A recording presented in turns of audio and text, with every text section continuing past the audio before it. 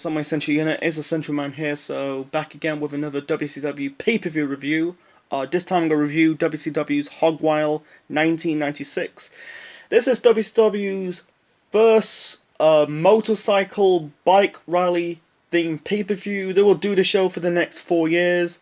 In the next 3 shows after Hogwild, they'll call their remaining 3 shows Road Wild instead of Hogwild due to the trademark Hog, because Hog stands for Harley Owned Group, and that is a motorcycle design company.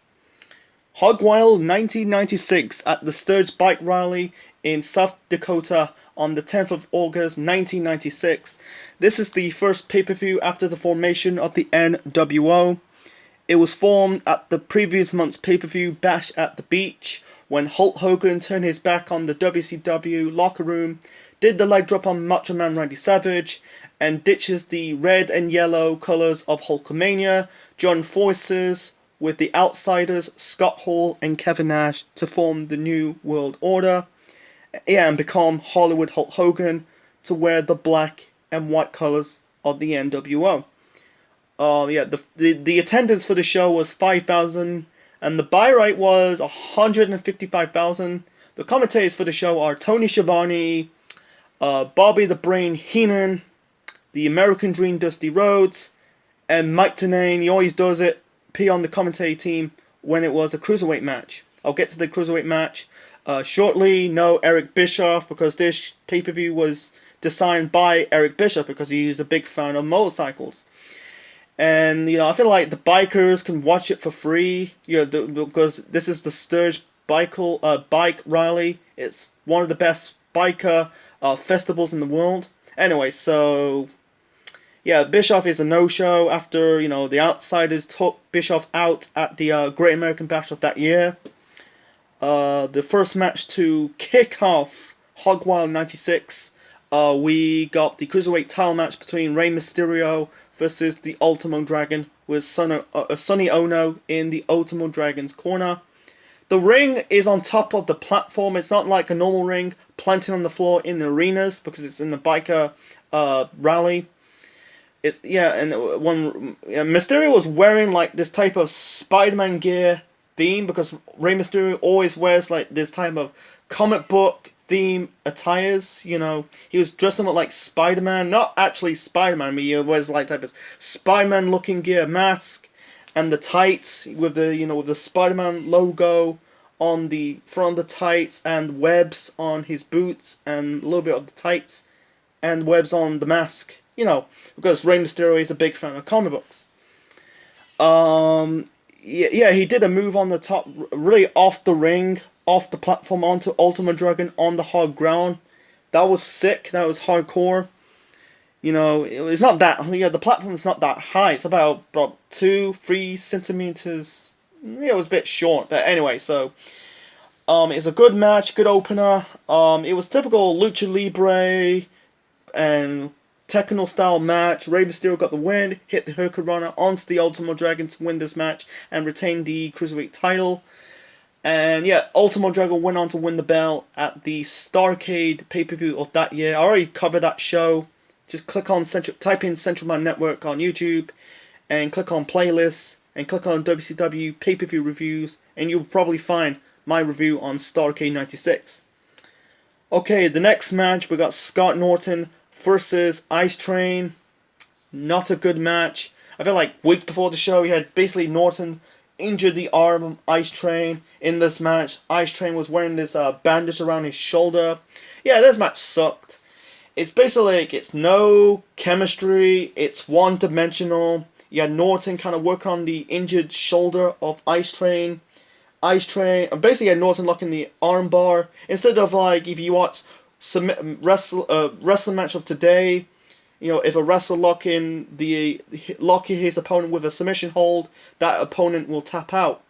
Before that, if the wrestler locking the submission hold, the opponent have to give up already. Scott Norton got the victory, and I've done my research about this Ice Train character. He will wrestle in WCW. Really, throughout his whole career, he kind of wrestled in World Championship Wrestling until its existence in 2001 when it went out of business.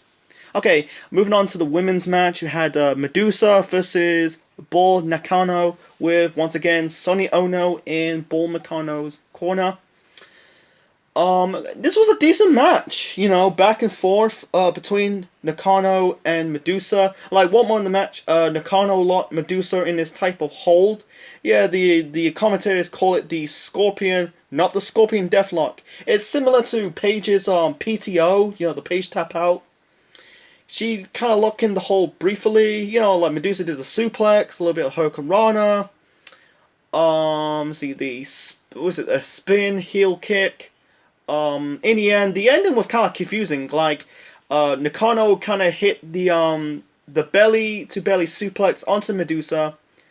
Medusa's shoulders kind of was lifted just before the referee did the 3 count, and the heels celebrate like Nakano won this match, and then afterwards they're trying to smash Medusa's motorcycle, and Sonny Ono's he grabbed the sledgehammer, and he cannot hit the sledgehammer properly. He kind of tapped it on Medusa's motorcycle in the seat area.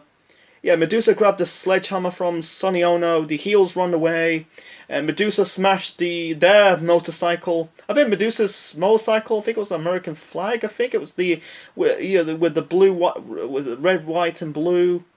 The Sonny Ono, Bull Nakano's motorcycle, I think it's yellow, orange, and red. You had the Japanese flag on it. Not the Japanese flag you see right now with the white background and the red circle on it.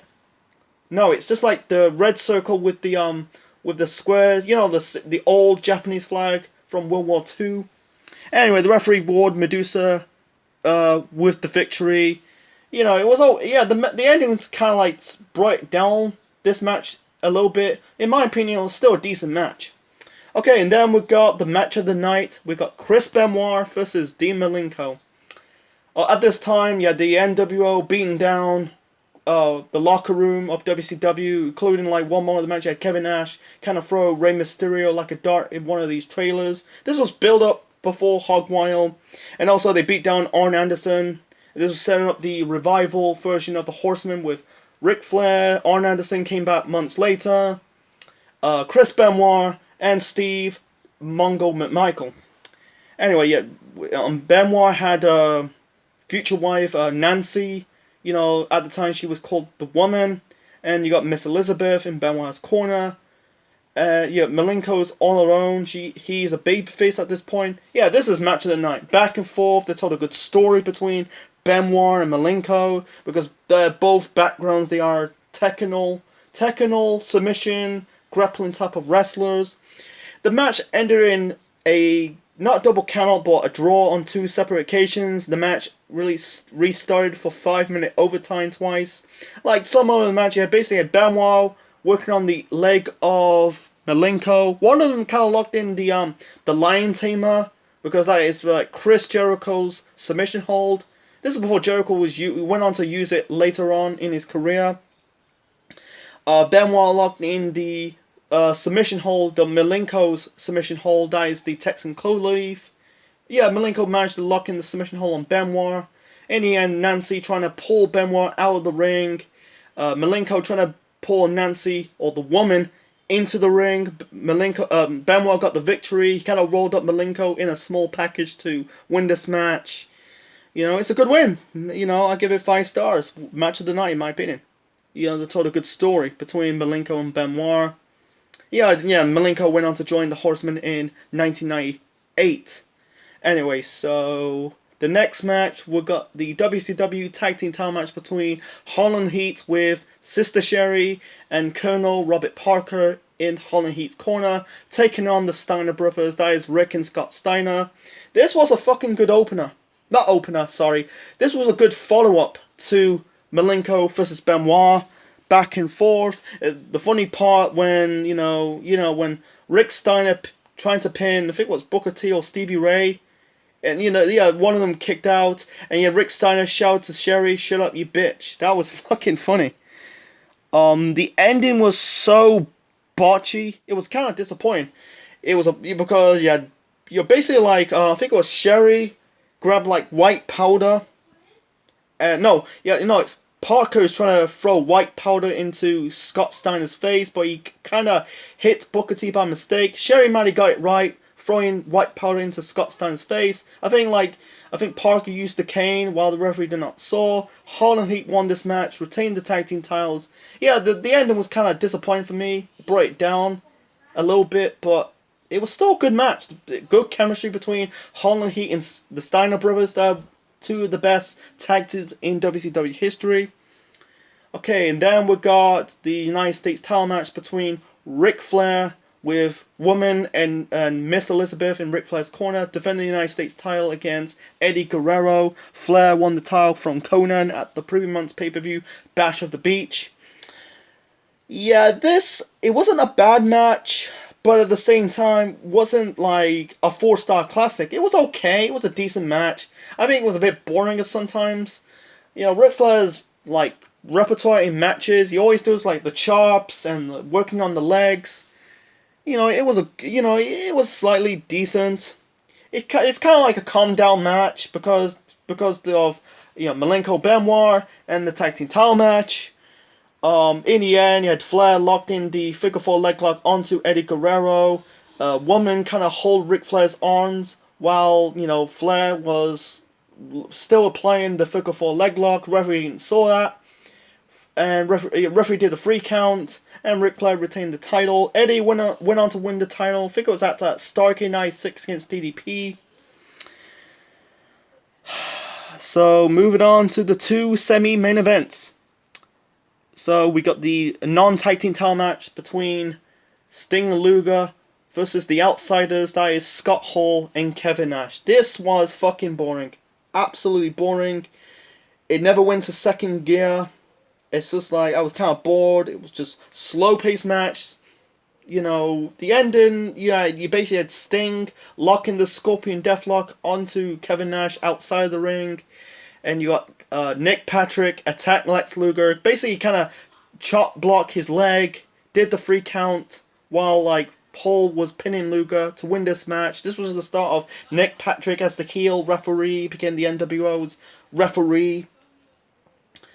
Okay, moving on to the main event. Yeah, the main event, we got the Giant defending the WCW title against Hollywood Hulk Hogan. This is Hogan's first match as a heel.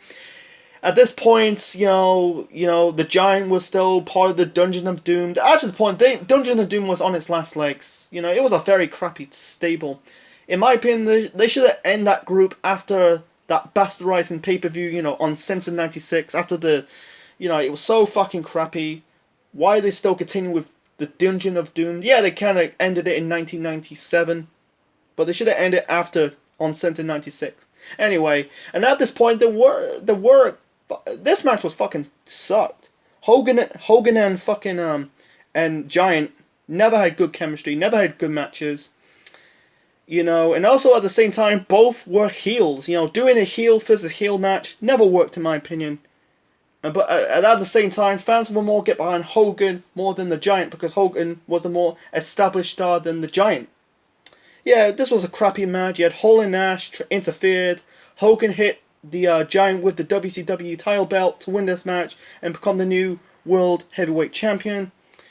And then afterwards you got Ed Leslie, the Booty Man, came out giving Hogan a birthday cake because this pay-per-view was on the same day as Hogan's 43rd birthday.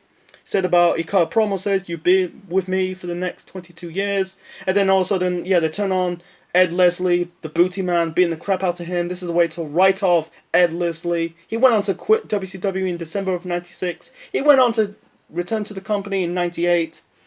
And Hogan says he's going to destroy Ric Flair and rest of the WCW locker room and kind of spray paint the title NWO. So, anyway, hogwild1996. I'm going to give it a 8.5 out of 10. So, yeah, match of the night is Benoit Malenko. The opener was good. The tag team title match was good. Medusa versus Bull Nakano. Instead of the finish, it was decent. Besides that, they only had like 2 matches or 3 matches were crap. Norton versus I-Train was The Outsiders versus Sting and Luger was crap, was boring. And same as the main event. Crap, boring, so... Okay, that's my review of WCW hogwild1996. Hope you like it.